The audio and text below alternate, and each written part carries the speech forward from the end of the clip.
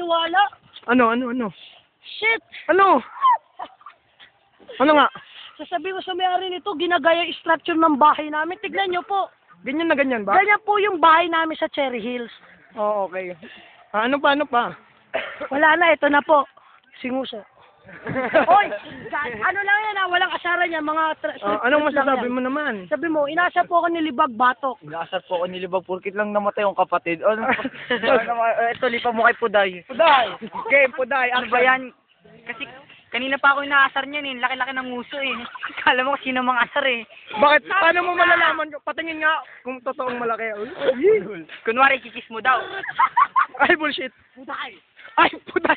Ito po, may bagong Muslim dito, papasok. May bago pong Muslim dito. Tignan niyo po yung tenga, may tatak. Yan ang levitation.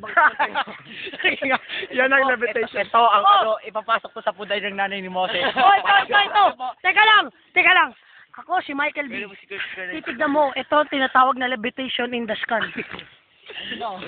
Papakita ko sa inyo na hindi sinasabi nila yung pangalan nila sa akin. Kailangan ko ng dalawang representative. Okay. Ito na. Okay, walang maingay. Maki. Ano ang pangalan niya? Lehan. Okay ba? Bullshit! Okay na, play mo na.